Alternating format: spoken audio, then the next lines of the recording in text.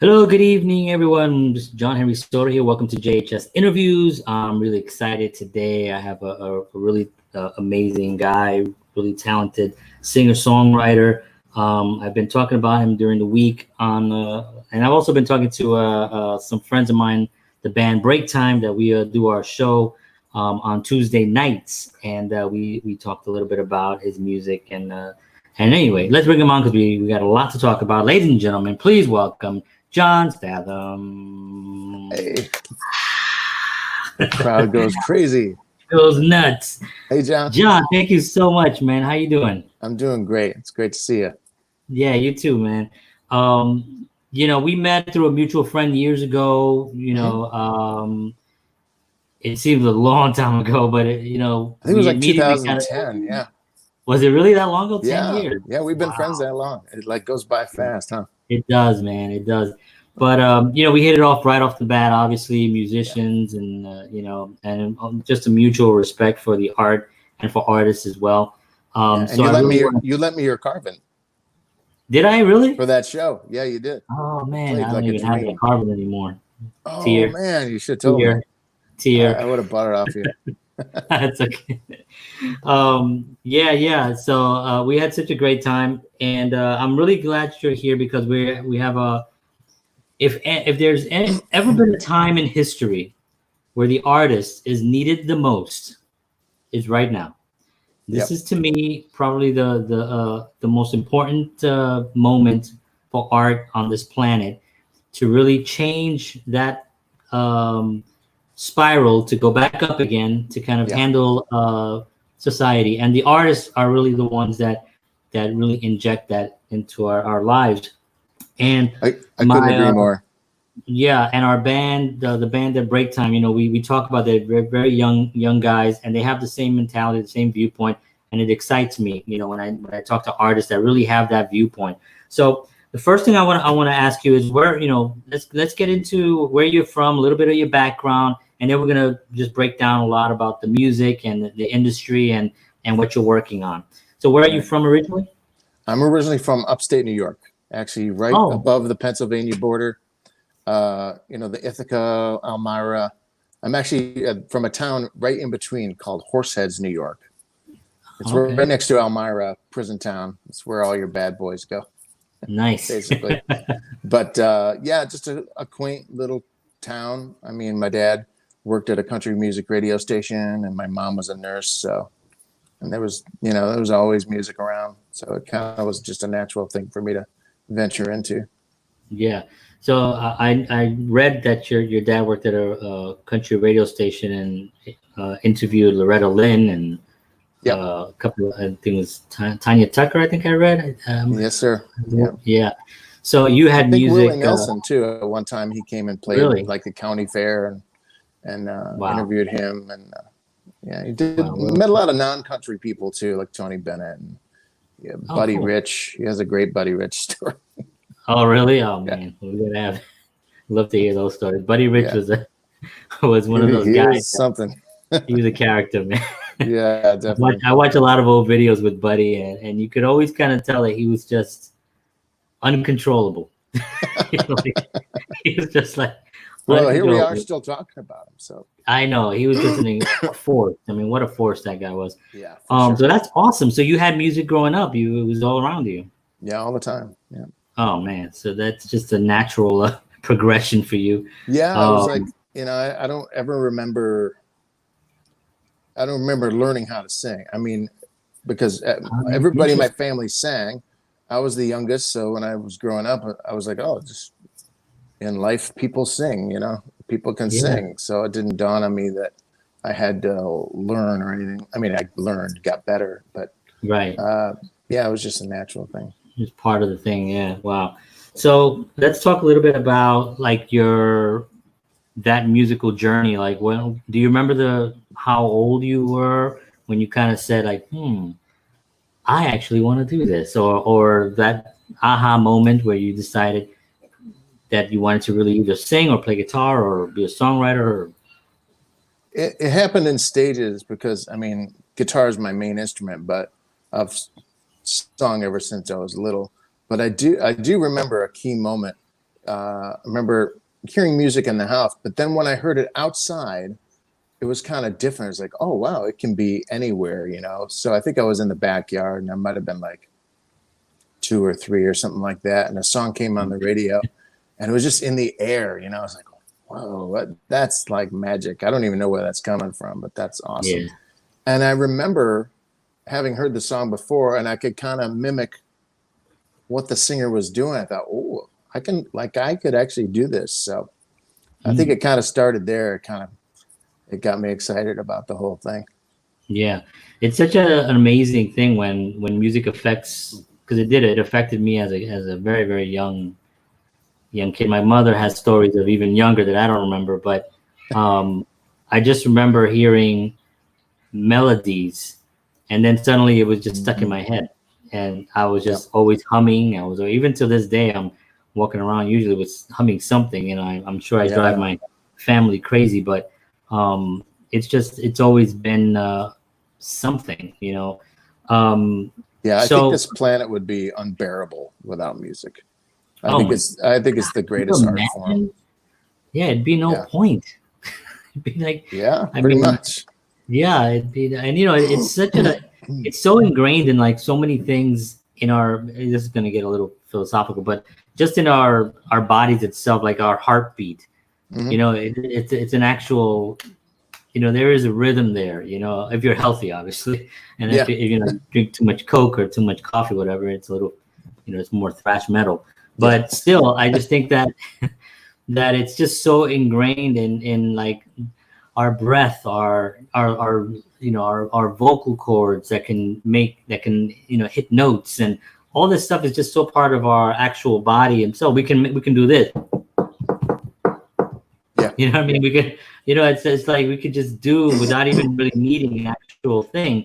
And so to me, it's like it's part of who we are. You know, it's never been like this thing that we learned. It was just there because that's who we are.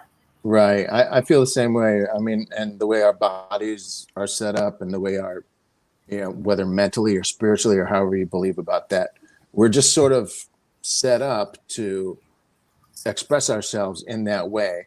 And I say that about everybody, because even actors that don't know how to sing, if they have to sing for a role, they can learn how to sing. Like there are ways to learn, but also like I believe beings, you know, our personalities, or however you believe it, have a certain frequency, have a certain wavelength, if you will. And I think music and beauty and art are so close to that wavelength that I think we just naturally are in tune with it. And I think that's us at our best, you know? Yeah. I've spoken about that in the past, and it's such because it's our job as artists to try to get people to go to see that, to feel that. That's like kind of what we want people to do, you know, feel this, you know. That's why we it's really to impact people's lives and just make them feel good. That's our job, you know. Or to feel something. We got a few people. Know? Yeah, exactly. Got a few people here. I think Sean was talking about. Oh, he was talking about Buddy. Played into his, like, he did. There was some footage of him playing. I think he was told, you know, you have to stop playing your drums or you're going to drop dead. And I think he said, "Where are my sticks?" After that, it's like I'm going to go. You know, if death's going to find me, let it find me with my sticks in my hand and doing what I love. You know. Exactly. So Sean says the earth is just without art. That's right. Absolutely. Completely boring. Hey, Ralph. Good to see you, man. Hanging out. And yes, amen. Amen to that. That's right. Cool. So I'm going to ask you a few questions about. Cool. Yeah. So this was really great. This was sort of like a manual. You know what I mean? It's like it was really like something that if you actually take it and follow these steps, you can find that success. Because I was reading it and I was like, oh yeah, you know, and it was really it was really nice to see that it wasn't filler. You know, you know, like a lot of books will have filler. Like, you know, you'll talk about the actual meat, is right here. And then the next 12, 13 pages would be about a time when something happened, and it might be interesting, you know, but this is more like an actual to the point on the state of harmony, you know, and how to actually get that mindset of a person that makes music. I'm so glad you said that. I'm really glad it was practical, because that was my goal. Yeah, you totally nailed it on that. You had a point here. You're welcome. Freedom to create. There was I don't know what page it's on, but Freedom to Create is on page 11. Mm-hmm. And you talk a little bit about Brian Wilson and his incredible journey. Talk to me a little bit about that freedom to create, because I know some artists, you know, will have some challenges, whether they're talking to, you know, a family, or it could be a spouse. It could be, there's so many elements around that they don't put the value into it. And the freedom to create kind of, for me, kind of like summed it up as like, oh yeah, we are free to create, you know. And talk to me a little bit about that. Well, it's obviously sort of just scanning your environment, scanning the people you let into your lives, how you handle the people that might, you know, if your mom or your dad are, you know, becoming a problem in that way, you know, maybe they just don't understand that it is a viable concern and that you can make money, because music is all around us and somebody's making money from it, right? To basically handle your environment, handle what you take in as far as people's comments, the kind of people you let in your life, the kind of media you watch. You know, I found that, not that I watch TV, but you know, certain videos were like, oh, you know, I noticed that I sort of traced a bad feeling that I was. Thank you, Ralph. Yeah, it is so true.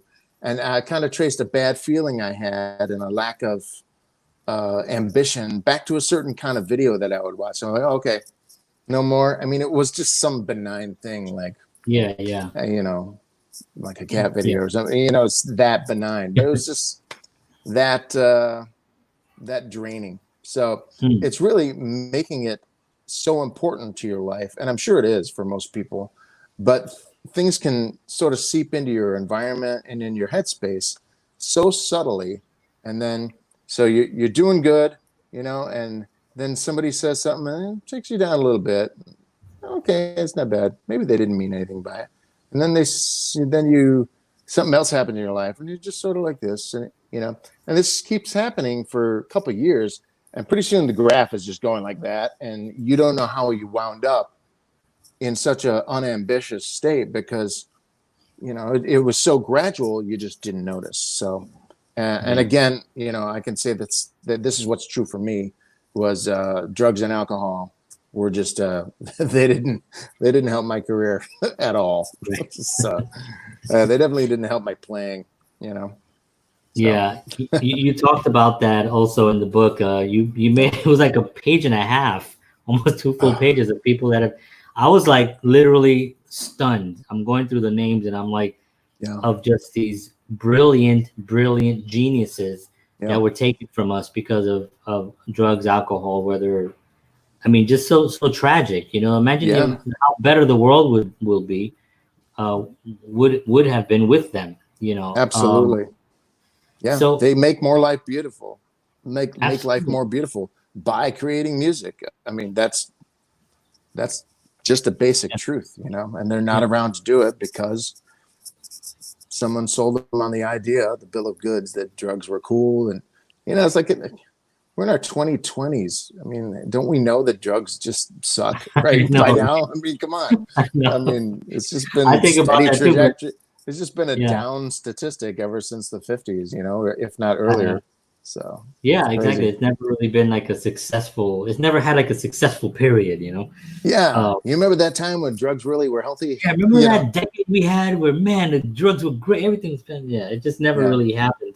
Yeah, and you know what's funny too is that you get an artist like the guy from Sublime. You know, there's this, you know, the song comes on the radio and everybody sings the line that's about drugs. Oh, drug reference, you know, and they sing it.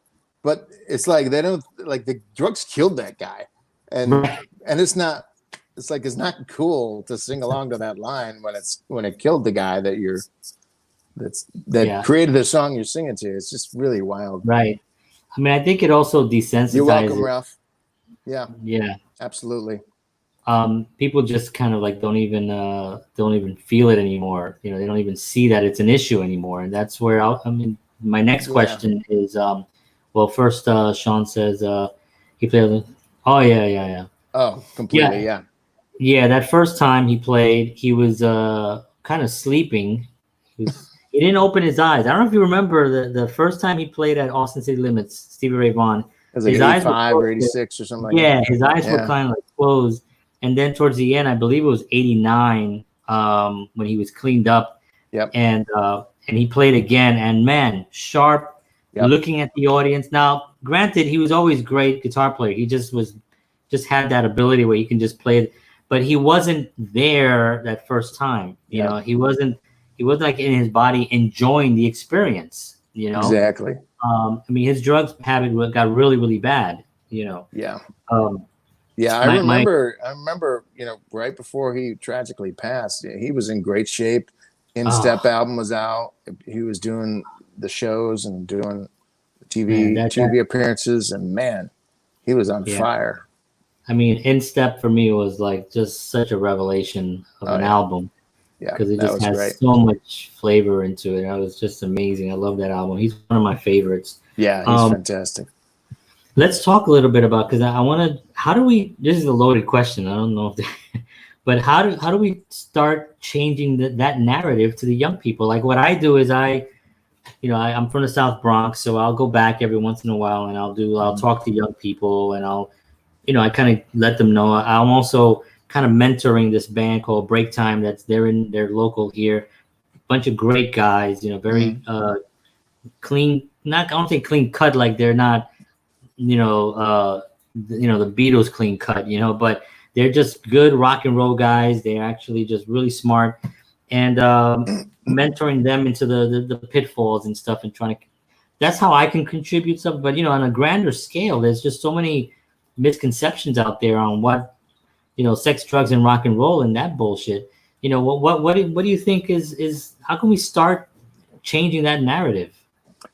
Well, I mean, we can do all we can, but I think the culture is actually taking care of itself, because you look at like the baby boomers, they grew up in the 60s, most of them, and the 70s, and they did their drug thing, and it just wound up being such a tragic thing.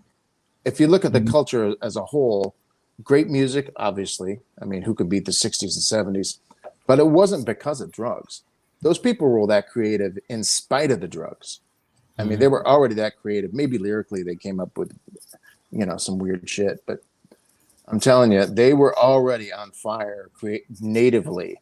And then drugs, hindered it, But I think, if people need to rebel against that, then they're probably not doing drugs, because it had way too many casualties with baby boomers doing drugs, or maybe just, turned them into lifeless, unambitious. I'm not talking about all baby boomers, by the way, but just as a culture, I think that part of our society did a lot of drugs, and they went through the 60s where a lot of drugs were done.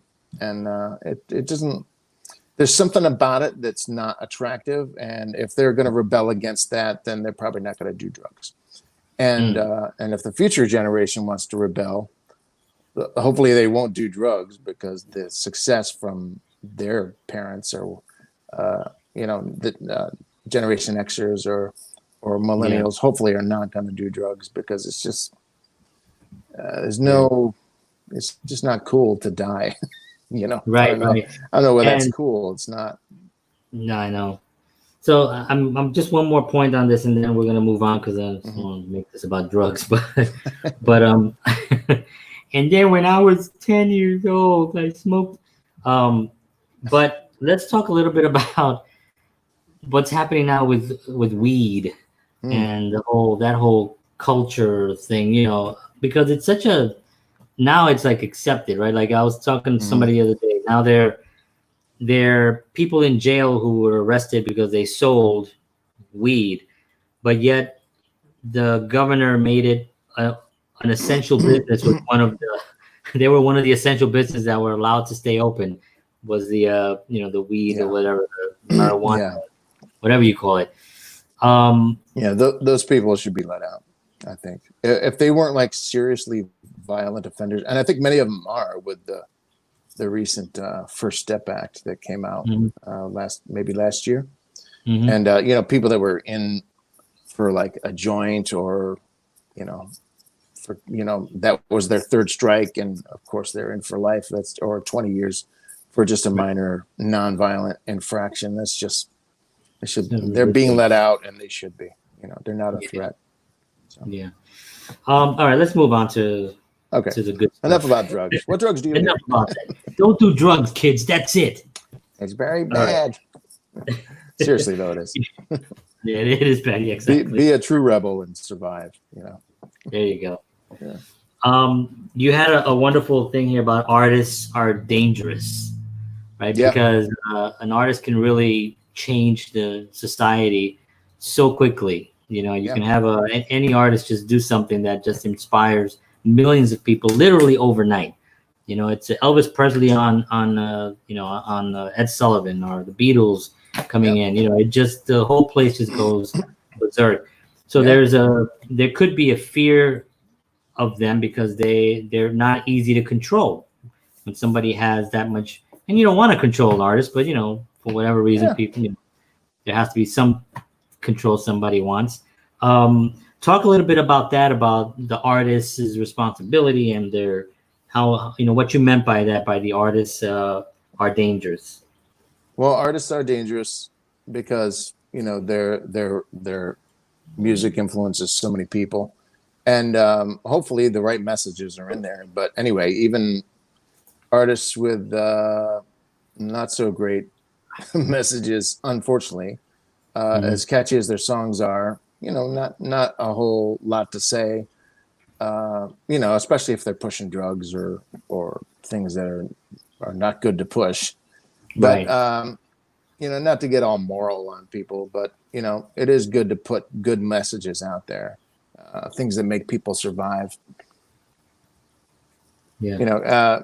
And given that artists have such a huge influence, good messages are important. Otherwise, and these days, in the old days, it was like you get seen on TV and you blow up, or you do something controversial on the TV or the radio. The TV and the radio. Right. But nowadays you can write 6 words on Twitter, and if you have a huge name, then you could just make the world go nuts. Yeah. In a good way, hopefully. Hopefully, yeah. But it is all about getting attention, and once you have the attention, you better have some good content. Otherwise, it's like that comedy that shows you all the great clips in the trailer, and then you get there and those were the best parts of the film. Right. And that happens. It's gone in 3 weeks. Yeah, basically. Yeah. So, talk a little bit about, we want to, let's talk about your process. Let's talk about music and your journey as a musician, as a songwriter. I'm always fascinated by how somebody sits down, and because I've done it, I'm a songwriter. And there's a moment that, and I don't know if you feel that, but there's a moment that I get an idea and I'm writing, and then sometimes I get a little bit of I'm breathing I'm actually in something. Something is really happening right now, and I start writing, and I get these chords down, and any interruptions just I would just be so upset. I don't like to get interrupted. Yeah, for sure. Yeah. What's your journey like? What your journey? What's your process on that when you write? It happens a number of different ways, but recently it's been my main instrument I'm looking into right now is my phone. I'll, like the other day I got this melody in my head, and I was like, I got up from my bed. It was like 1 a.m, and I went downstairs. I got an idea, and my wife's like, "Oh, okay, go." Good partner. She understands. I mean, she's an artist herself, so she's so she knows. Yeah, just go with it. So I went down to the basement, and I just worked it out on guitar. I came up with enough where I would remember it if I, and I actually created the whole thing the next day. because I had enough of it where recorded where I could remember it and remember where I was going with it.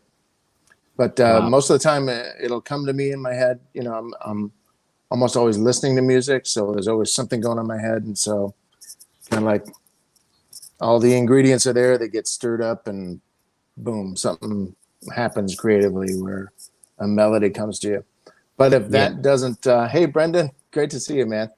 Brendan's always there. He is always supporting me. It's great. All right. Thanks for tuning in, Brendan. Appreciate it. And if that doesn't happen, I just sit down with a guitar and just start noodling until something comes along. So, yeah.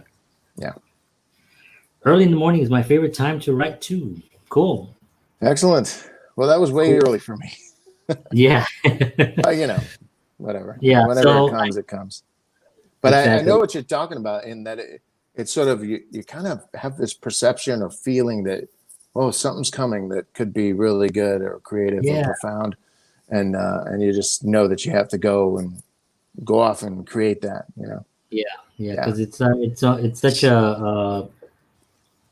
a strange feeling, because it's a wonderful feeling. It feels fantastic, but at the same time, it's not something that you just walk around feeling all the time, you know? So when you do get that euphoric feeling of like something special is happening right now, you really want to run and document it.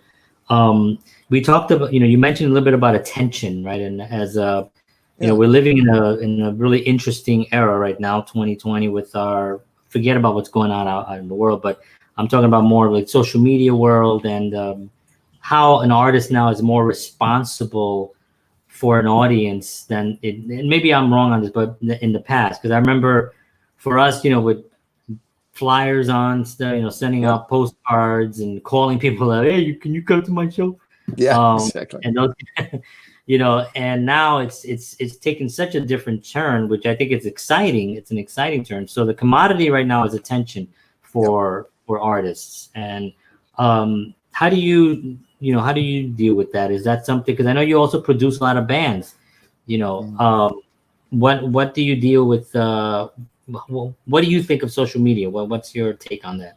I love it, because I think in all ages, the attention thing has always been the main commodity.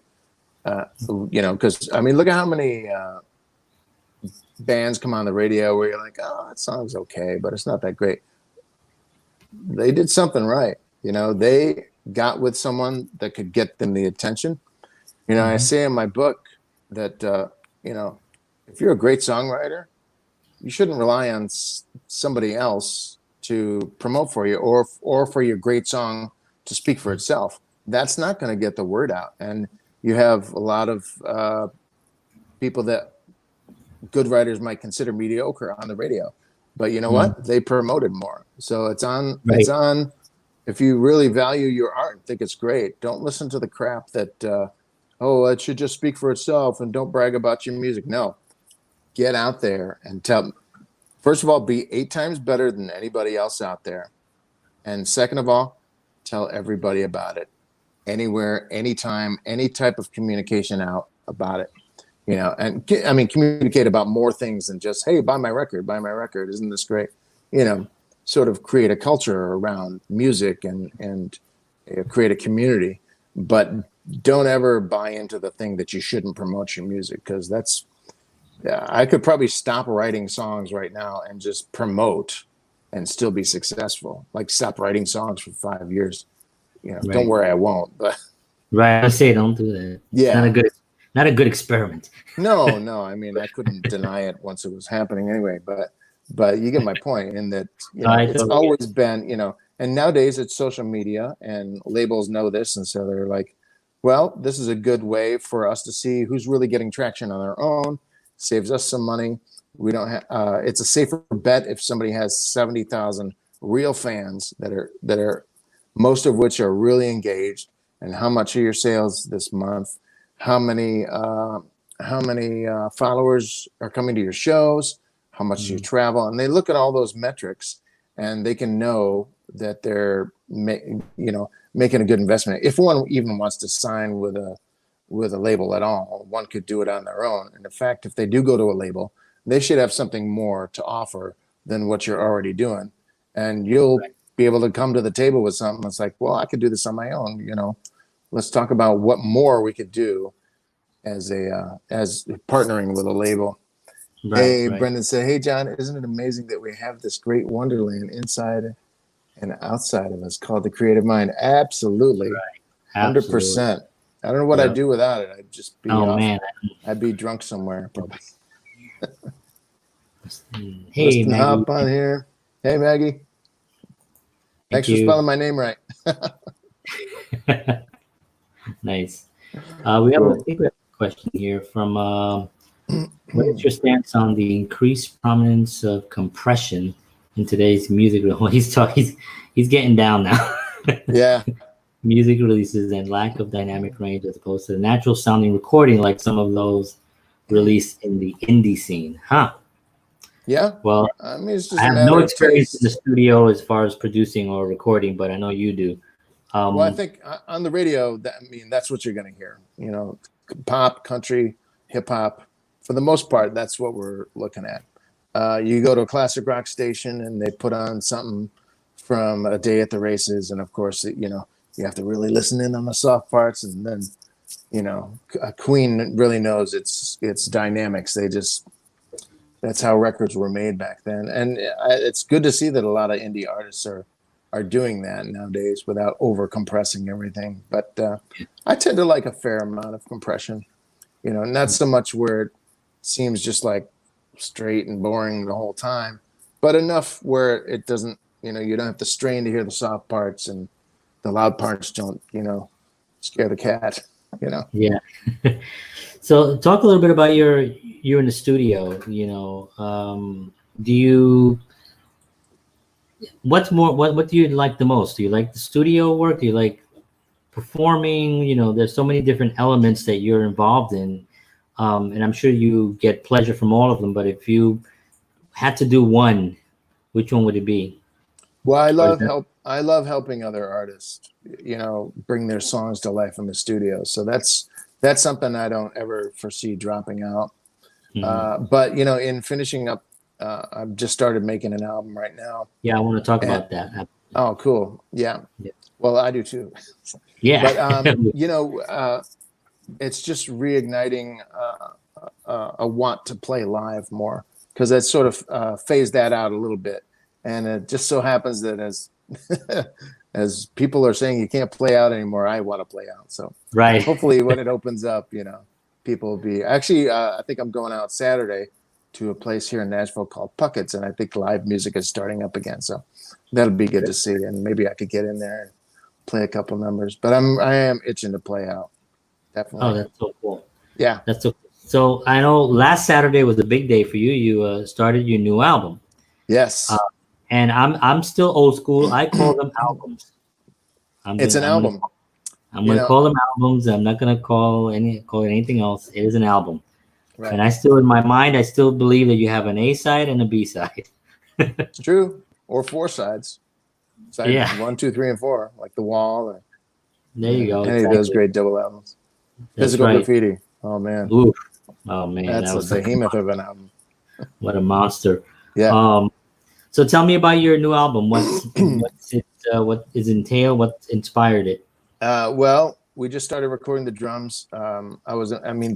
The cat's already out of the bag in that I'm working with Billy Sheehan, and he and I played a show. Yeah, dude, I just so you know, everybody, it's going to be a while before it's out. When I announce something like that, it's like, oh, where can I buy it? It's like, I got to make the record, But we played a writer's night kind of thing last November, and played a bunch of covers, had a good time. But one of the songs was an original of mine called Tidal Wave. And I did an acoustic set of some originals as part of the show as well. And after the show, Billy's like, man, that was, because we all played in like a band for that show.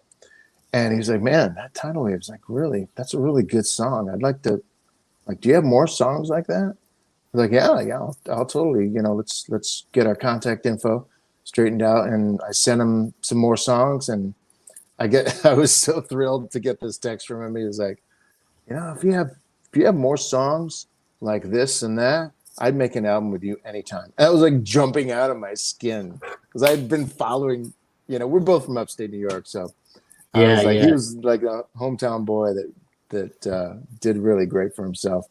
Yeah. But just to hear that, I was like, oh man, I like jumped at it. I like, I'm going to hang on to this one. And so we, something like 60 songs later, wow. And with the coronavirus, things were getting kind of strange in Los Angeles. Love LA, great town, great people. But just things were getting kind of restrictive, I felt, in a creative way. So I was like, you know what? We were going to go to Nashville anyway to work with Billy, and his tour got canceled. So it just seemed like, yeah, well, let's jump on this. And so we just started tracking the drums last Saturday, and we did some more today, and we're going to do probably wrap that up on Friday, add some percussion. The drummer is someone that plays in a band y'all have definitely heard of. We're not going to announce any of the rest of the personnel just yet. I know, it's great. Well, I got to keep your attention. You'll come back. It's all about keeping your attention. I know. It's working. Okay, Billy, I did see Billy in an interview, and he was talking about your songs. Oh, cool. Yeah. Yeah, he said, and he said your name, which that's how I knew he was talking. He was like, yeah, I met this guy, and he came with he's like 40 or 50 songs, and they were all great. His name is Jon Statham, and I was like, oh shit. I was like, oh nice. Yeah, I saw that. I was like, oh my god, if I could frame a video, that would be it. I'm like, that made my day. So that's awesome. I'm really looking forward to hearing all of this. It's going to be fantastic. When you're picking songs for an album like this, you have a lot of songs. That the hardest part has always been, I just read this thing where I think the Stones, I think they go into the studio with like 60 songs, and they'll record them. Yeah. And out of those, they'll pick. So they probably have a vault of like hundreds of songs that they can release throughout the next 150 years. Yeah. Of new material. How do you do it? How do you pick? I mean, you're trying to narrow it down to like what, 12? We've set to record 16 songs. Okay. Whether they're all part of the album, we're not sure, but we thought, we listened to about 60 songs, and even Billy, we collaborated on a couple, and he improved them to the point where he's definitely a co-writer on a good number of them. But we just we there's a lot of considerations that can come in, like, oh well, these are ballads, and we need more rock songs, or this is this style, or whatnot. And we sort of just threw all that out the window. It's like, what is the best melody? What songs have the best melody? What do we feel are the best written songs? And we just went with that. And oddly enough, it turned out that, okay, we have some upbeat ones, and it's a good balance, basically. There's even like a couple waltzes on there, not like a Victorian waltz or anything like that, but that kind of rhythmic feel. So yeah, it turned out good. Awesome. When you write, do you write in mainly 4/4 style? Do you use a lot of odd signatures, or do you play with like key changes? I mean, I've heard a lot of your music, and here and there I've heard that. But is it something that you go into it consciously, like you're saying, I want to do something like this, or? No, it almost has to. I mean, obviously I'm aware of what I'm writing when I'm writing it, but if I have a melody and it has an odd time signature, it can't be just to be clever. It has to forward whatever I'm trying to communicate. Right. A really, Rush is great at that. You almost don't realize it because they have just really great melodies that are fun to sing to. And Burt Bacharach from the 60s, he does a lot of things that are just plain bizarre if you take him on a purely instrumental thing. But then you have these melodies over the top that just he did this album with Elvis Costello. I don't know if you remember it. I love that album. Oh, that album was so phenomenal. Paint by Memory or something like that. Yes, just Oh, so layers and good. layers of like this beautiful melodies over melodies, and Elvis was so great on that album. I'm a huge Elvis Costello fan. Oh, that album is phenomenal. One of my favorites. Yeah, me too. Yeah. Absolutely. So when you're writing a song, do you sometimes people have like these albums and they're like themed, right? They're like this has to do, like a 2112, right? Speaking of Rush, Yeah. do you have an overall arc to your album, or just I think fun album? just in picking the songs, that they're starting to have a theme. I haven't quite come up with the wording for a title, but I'll probably be taking a look at that really soon, because something's starting to develop. And the way, I did preliminary versions with all the instruments and stuff, playing all the instruments to present to the band so they know just what I'm going for. But it's turning out not only better with, just great players, but also certain key creative decisions are making them not the kind of songs I envisioned, but better. So that may affect what the title of the whole album is, or I don't know. It's just, we'll have to see when it's all done. Yeah. But I can tell you, it's sounding really great so far. And they're taking the songs into a whole new realm. That's awesome. And I'm wondering if a lot of these albums that have these like themes that we all are very familiar with now started out that way, just started out with just a lot of songs that we kind of, they kind of fit well. I love these songs. I'm going to put them together. And suddenly we're like, hey, this kind of means a story here. Yeah. There's a story, so I'm wondering if that's kind of, how that happened. Keith Richards will still be around. Oh, that's what I was saying about. Don't ask me how he's still going. Man.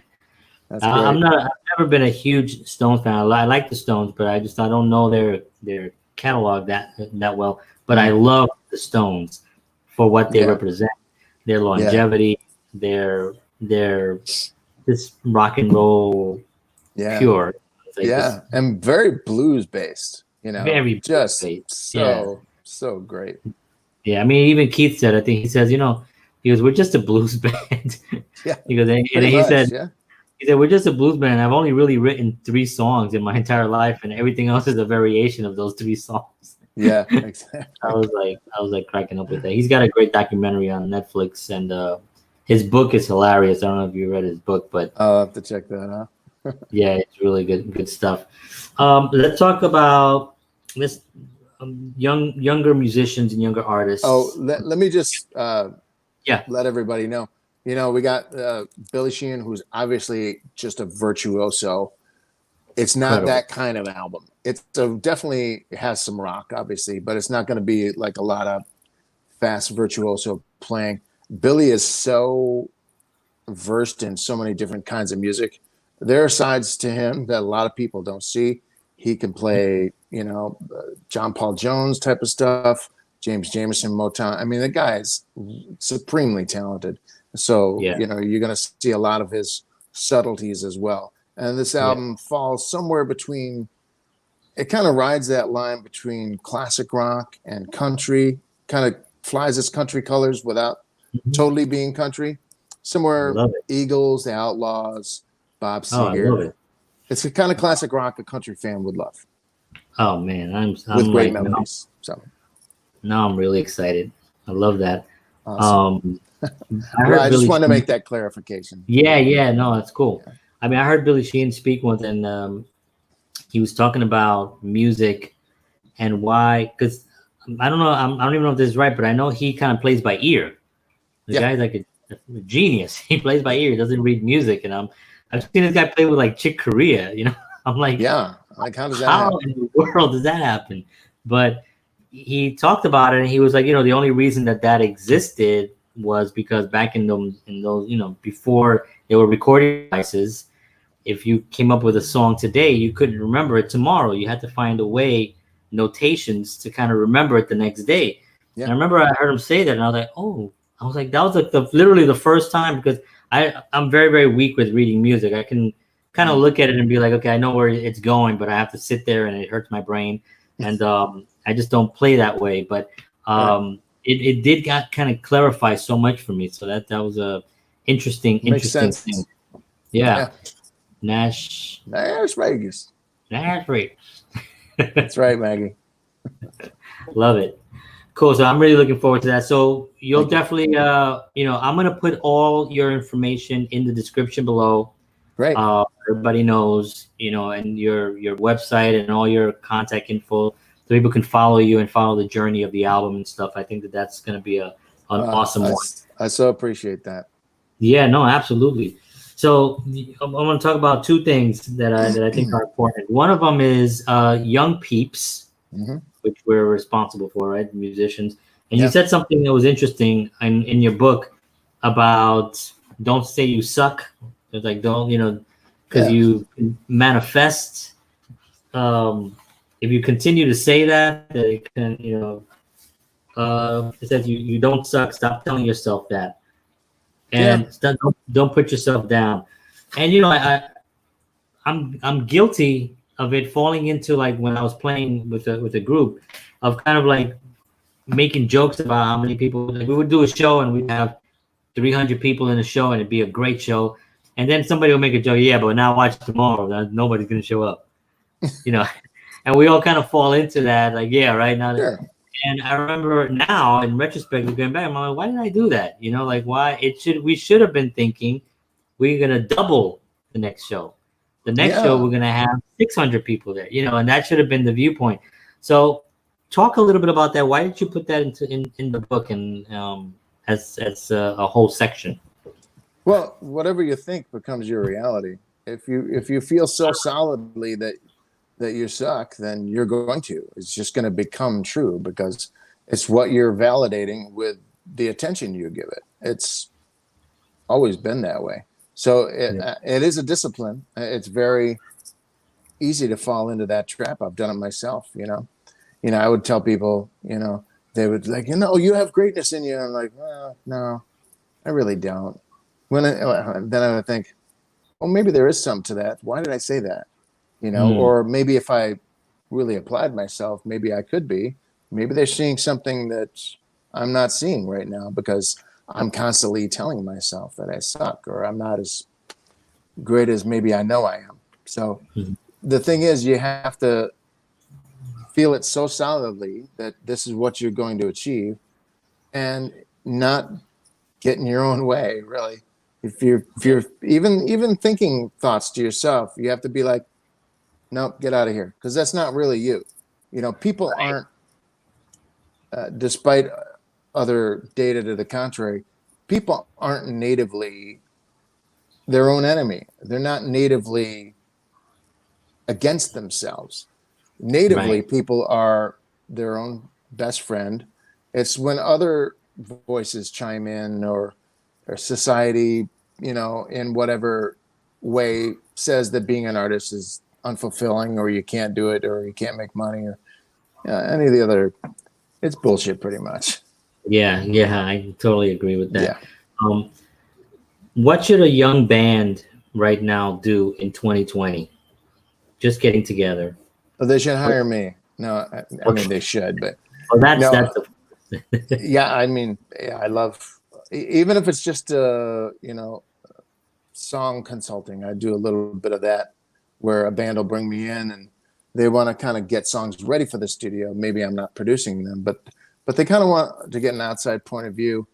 I would get with if it's not me, get with a song consultant and sort of all get together as a team and pick the best songs and sort of engineer them so that they can be as successful as they can. In other words, arrange the songs, the parts of the songs in a way that keeps the listener attention from beginning to end. A lot of people say, oh, that's a formula. Yeah, sure. Your favorite songs are formulas. Right. Thanks, Sean. I'm not running right now, but maybe in the future. Long-term goals. Yeah. I'll be too busy writing. But yeah, I mean, one. I mean, if you think enough of your music that you want people to hear it, then you want them to hear the whole song. If your message is really great, and you have that key line that's going to change somebody's life in the second verse, maybe they're not even going to hear it if your intro is 30 seconds long, even, or if it's just, after the first chorus of a song, sometimes there's like 3 seconds before the vocals come in again. That's 3 seconds. You could lose a listener just like that. Now, you don't have to have singing all the time, but you have to have something that'll carry, maybe some unusual sound or some little cool thing that the band does to keep the attention, and boom, the singer's in. You still got their attention, and most people don't sit down to listen to an album. I mean, hey, if you got that kind of time, great. Sit down with an album, read the lyrics, but most people, they are listening when they're driving. They have it in their CD player or on the radio, or they're doing the dishes. So it's really a challenge to keep the listener's attention. And with everybody, making music on their computers nowadays, there's a lot more artists out there competing for attention. So that would be my advice. And to pick like your 5 best songs, and this goes for independent, just solo artists too, just, singer-songwriters. Pick your 5 best songs and pick one, really promote it, just get all the promotion you can out of it. And then do another one the next month or the next sort of time period that you allot. And then see what kind of song is getting traction. And if one just starts really picking up, really run with it and get the most followers you can out of that. Because whether your music is good or not, if you're promoting enough, and hopefully it's good, if you're promoting enough, you will get fans. It's just a matter of promotion.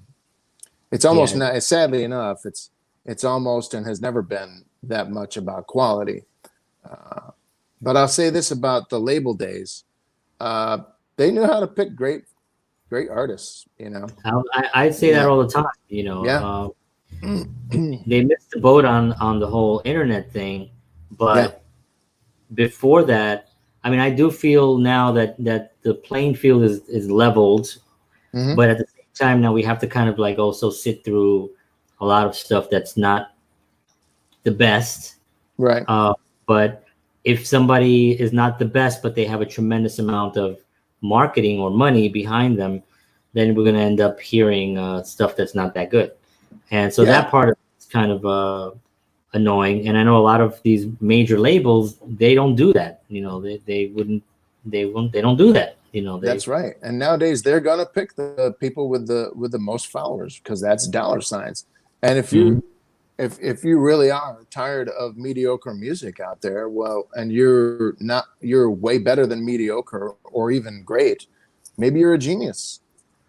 You better be a genius at promotion, or you're going to be bitter at all these mediocre artists that are being more successful than you. It's not even up to the labels anymore. They're going to go with whoever has the most numbers. So if you're great, you better get out there and say so. You can't let your music just speak for itself. I wish in a perfect world, maybe that would be great, but you just can't do that. Yeah, I talk about that, and it does. I was involved with the label for a little bit, 3 years at about, and it wasn't a point of my conversation constantly because it just wasn't really made important. And unfortunately, this isn't like the '60s where you can go down Bleecker and somebody will say you should go in there and listen to this guy that's performing there. I think it's like I can't remember his name, but it's James Taylor or something like that. I think he's performing in there, or this crazy and people would word of mouth, and that's how it started. But it was the same kind of thing, really. Record labels right now, it is a business, right? I mean, this is show business, so they are gonna, if they see somebody who has 1 million followers, that's just a lot less work for them. It's like a no-brainer, it's a no-brainer. What the artist has to kind of recognize is this going to be a better deal than I already have now? Yeah, exactly. And if I had that much clout, and I mean, hopefully, I'll start getting a lot more followers. That would be great, and I'm definitely going to work towards that. But if I had 1 million followers and I went to a label, I would say, as part of what I'm bargaining with, I'll be like, I want all the emails for the whole time that I have my contract, and I want, control over my social media, and and they're like, yeah, totally, we'll help you. How can we help you do what you're already doing and do it on a more massive scale, because they have communication lines, and avenues that you wouldn't have as an independent. You can get up to a certain point, and then if they can take you further, great. Then that's the reason to sign with a label. Yeah, distribution of the music at a larger scale. That would be the main reason. And to be able to buy back your own, to get your masters back, obviously. Right. Is the music industry like tougher now than it was 20 years ago? That's a good question. I think the challenges are just different. I think it's actually easier if you're great and you know how to promote. So if you handle those two things, then I think you're in great shape in any age, whether you're going to promote on your own and do it on your own. You might not even, these days, you might make an awesome living and not be a worldwide name, but you can make great money as an independent artist if you really play your cards right. Yeah. I mean, I have a group that I follow called Carbon Leaf. I don't know if you ever heard of them. They're out of Virginia. I'll check them out. Yeah, I saw them about because I've been married 17 years, so this was before my wife. So about 20 years. I'm thinking I was with a girl. Like that tells me when. So and we were at a club down in the village somewhere, and we saw this band, and I remember I was with this girl, and we were both talking, and like at the same time we looked at the stage because there was a band playing, and we were like, damn, these guys are good. So I grabbed a little flyer and I started following them, and I became friendly with the lead singer now and stuff. And so I've been following them for this long, and they're very successful. Wow. They make it happen. They put out records, and they tour, and it's a pretty interesting thing. Yeah. But what I think about Elvis Presley, 2020. Good, incredibly good-looking kid. Oh, yeah. Talent, singer. I mean, obviously, we're looking at a different era. I mean, I get it. I'm talking about, let's just say, that kind of personality, where he wasn't really going to go on social media. He didn't seem like he would be like, hey, everybody, just come see me tonight. I'm going to be at the, I'm going to be at the Cat Club at 9:00. See you there. All right. Well, I think if he was born in this time, he would. He would do that. I mean, he was ambitious enough that, to get the attention of people. And sometimes I think he was way too trusting of people in the music industry and all that comes with it, his handlers, and just listening to the wrong people, obviously, because he died from drugs. But just as a creative and as a creative force, I mean, he definitely would have been into social media. Yeah, you think so? I mean, I always wonder about that. I mean, how photogenic he was.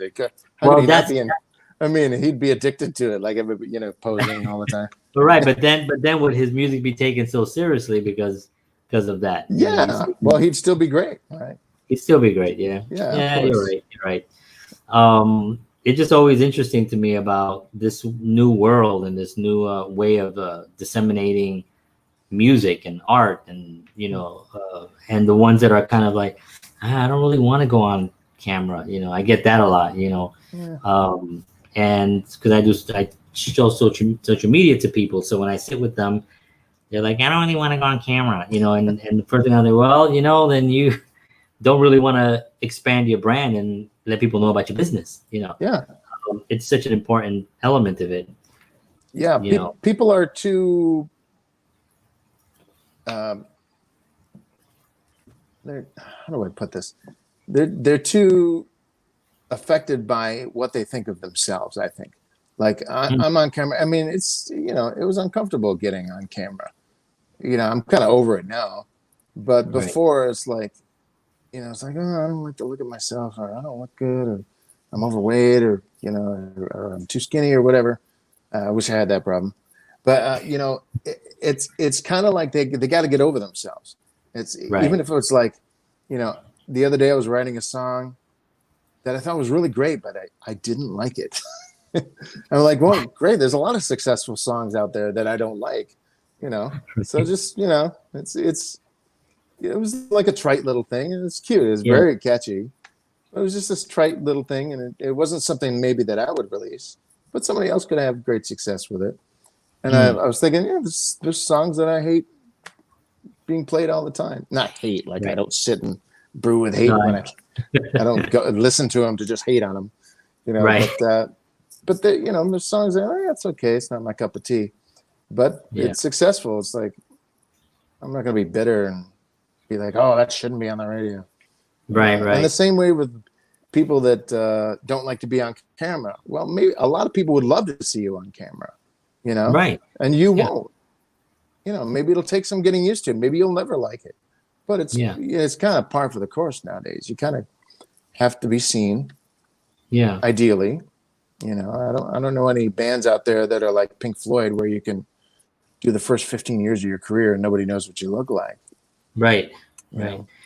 I mean, I do think also that because it's become, you know, exploited by some, you know, the medium, whatever it is, that people get a little uncomfortable, you know. So I think that kind of plays into it a little bit psychologically. They're kind of thinking like, well, now that I saw this guy and what he was doing, I can't do that.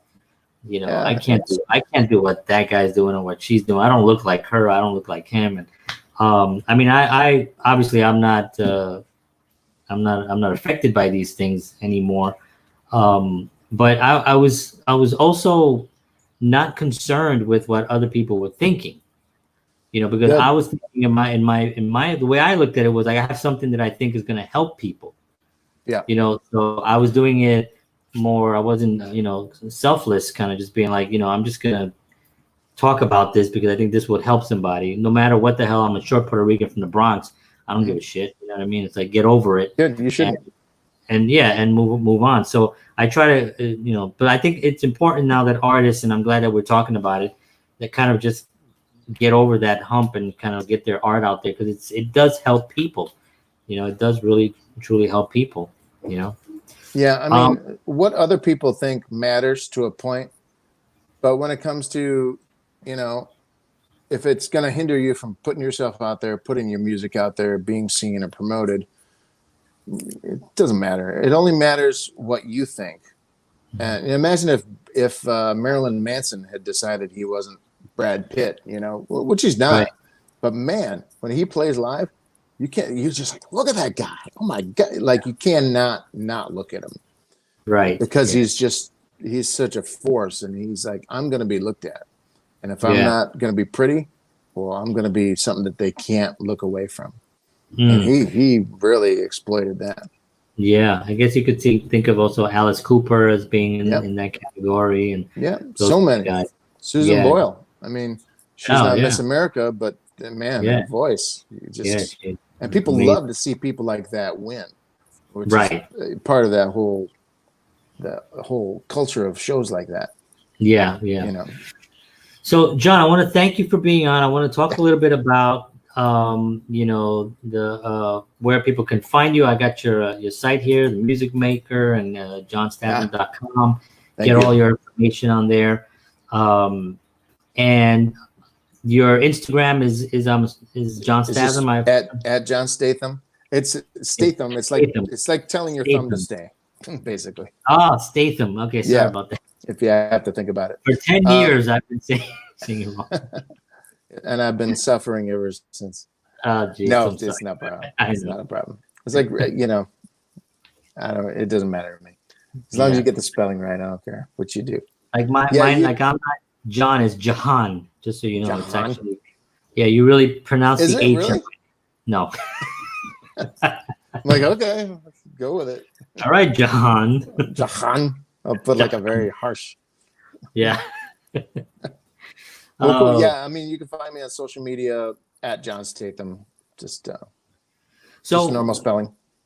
You got this exciting album. I'm super pumped to hear more about it. Are you going to be going and giving people behind the scenes? Or are you going to be doing a little? I'm doing a lot of filming. I mean, you are. I want this album to be as big as it can be. And you know, for anybody that wants anything Jon Statham related, you know, they're going to want the behind the scenes footage, and you know, I'm basically documenting the whole thing. So it's a lot of work. Yeah, no, I know that. Yeah. But that's so good. That's so good to hear. Yeah. Jon, I want to thank you so much for spending time with us. Don't go away. I just want to say goodbyes appropriately. So, but thank you so much for being here. And my pleasure. Thanks for having me, and thanks to everybody for watching. I really enjoyed it. Yeah, absolutely. And we're gonna have you back again, and maybe when we get closer to the record, you know, we'll do that. I have a couple of questions here. I don't want to. Yeah, if I'm not president by then. Right. Tuesday Night Music Makers. Oh yeah. So we do this on Tuesday night. Oh, cool. And, yeah, we'd love to have you on as a guest at some point. And there you go. You are the music maker. We chose music makers because we're just music makers, but you're the music maker. Well, there you go. Yeah. Discuss music with the music maker. Thank you, Sean. I appreciate it. There you go. Awesome. Well, there's branding for you, right? Exactly. There it is. Okay. All right, man. Thank you so much. We'll talk soon. Yeah. We'll keep in contact, and I'm going to put all that stuff out there. So talk to you soon. Thank you so much. All right. Take care, you guys. Bye. Take care.